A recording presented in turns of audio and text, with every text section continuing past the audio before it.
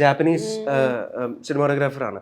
അവര് ഒരു 15-17 ക്യാമറാസ് ഉണ്ടായിരുന്നു ഒരു ചില സമയത്തൊക്കെ. എവിടെയാണ് ഇവർ ഈ ക്യാമറ വെച്ചിരിക്കുന്നത് നമുക്കറിയില്ല. അപ്പോൾ ഏതിനാണ് ഞാൻ റിയാക്ട് ചെയ്യേണ്ടത് അതൊന്നും നിങ്ങൾ അറിയേണ്ട കാര്യമില്ല. You are put in some situations where you react.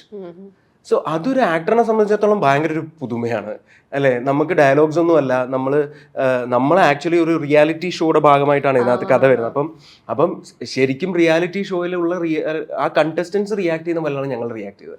അപ്പോൾ അത് ആസ് എൻ ആക്ടർ ഇറ്റ്സ് എന്തുവാ അയ്യോ ഇതൊരു once in a lifetime experience പോലെ, അല്ലെങ്കിൽ first of its kind experience ആയിരുന്നു. അപ്പം പിന്നെ ഈ ഫിയർ എന്ന് പറയുന്ന സംഭവം ഈ കാണാത്തതിനെയാണ് നമ്മൾ ഫിയർ ചെയ്യുന്നത്. അതിന് ഒരു ഈ അഡ്രിനാലിൻ റഷ് എന്നൊക്കെ പറയില്ലേ, അത് ഒരു ആങ്സൈറ്റിയാണ്. നമ്മൾ എന്തോ കണ്ടു കഴിഞ്ഞാൽ ചിലപ്പോൾ അത് തീരും. കാണുന്നതിന് മുമ്പുള്ള ഫിയർ അത് ഭയങ്കര, അത് we actually experienced it as actors.